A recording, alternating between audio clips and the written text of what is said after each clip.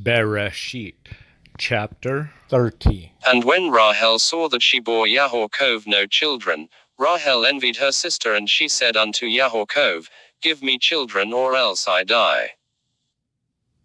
And Yaakov's anger was kindled against Rahel, and he said, Am I in Elohim's stead, who has withheld from you the fruit of the womb?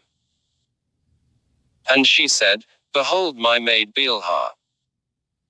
Go in unto her, that she may bear upon my knees, and I also may be built up through her. And she gave him Bilhah her handmaid to wife, and Yaakov went in unto her. And Bilhah conceived and bore Yaakov a son. And Rahel said, Elohim has judged me, and has also heard my voice, and has given me a son. Therefore called she his name Dan. And Bilhah, Rahel's handmaid, conceived again, and bore Yaakov a second son. And Rahel said, With mighty wrestlings have I wrestled with my sister, and have prevailed.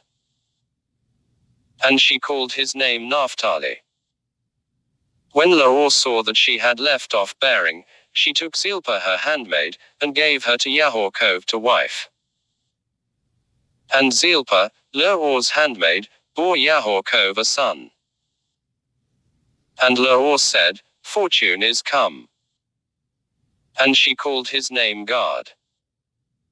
And Zilpah, Leah's handmaid, bore Yaakov a second son. And Leah said, Happy am I. For the daughters will call me happy. And she called his name Asher. And Reuben went in the days of wheat harvest, and found mandrakes in the field, and brought them unto his mother, Leah. Then Rahel said to Leah, Give me, I pray you, of your son's mandrakes. And she said unto her, Is it a small matter that you have taken away my husband? And would you take away my son's mandrakes also? And Rahel said, Therefore he shall lie with you tonight for your son's mandrakes. And Yaakov came from the field in the evening, and Leah went out to meet him, and said, You must come in unto me, for I have surely hired you with my son's mandrakes. And he lay with her that night. And Elohim hearkened unto Leah, and she conceived, and bore Yaakov a fifth son. And Leah said, Elohim has given me my hire, because I gave my handmaid to my husband. And she called his name Yisachar. And Leah conceived again, and bore a sixth son to Yaakov. And Leah said, Elohim has endowed me with a good dowry. Now will my husband dwell with me, because I have borne him 6 sons. And she called his name Zebulun. And afterwards she bore a daughter, and called her name Dinah. And Elohim remembered Rahel, and Elohim hearkened to her and opened her womb.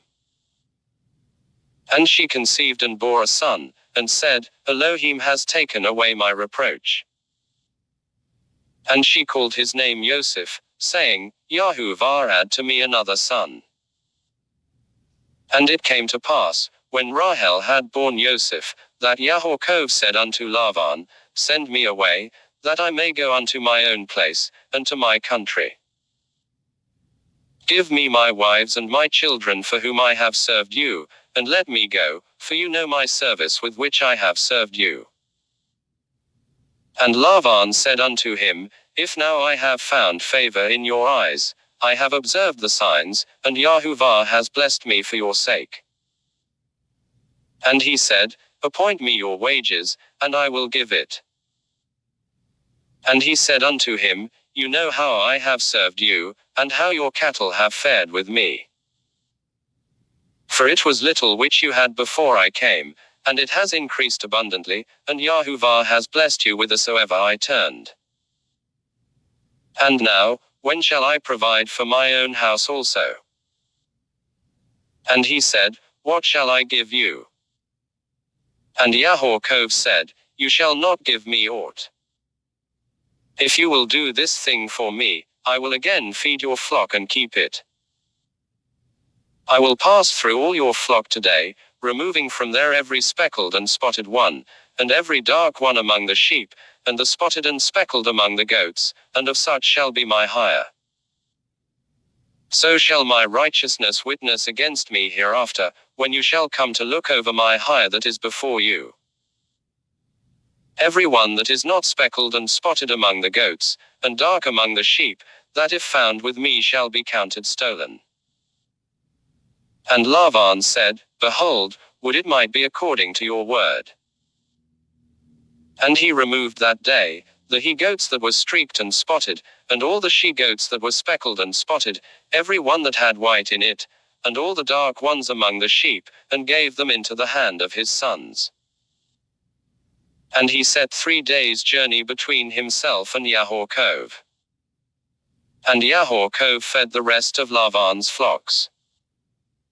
And Yaakov took him rods of fresh poplar, and of the almond, and of the plane tree, and peeled white streaks in them, making the white appear which was in the rods. And he set the rods which he had peeled, over against the flocks in the gutters, in the watering troughs where the flocks came to drink, and they conceived when they came to drink. And the flocks conceived at the sight of the rods, and the flocks brought forth streaked, speckled, and spotted.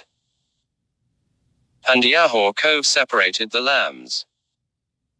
He also set the faces of the flocks toward the streaked, and all the dark in the flock of Laban, and put his own droves apart, and put them not unto Laban's flock. And it came to pass, whensoever the stronger of the flock did conceive, that Yaakov laid the rods before the eyes of the flock in the gutters, that they might conceive among the rods. But when the flock were feeble, he put them not in. So the feebler were Laban's, and the stronger Yaakov's. And the man increased exceedingly and had large flocks, and maidservants, and menservants, and camels, and asses.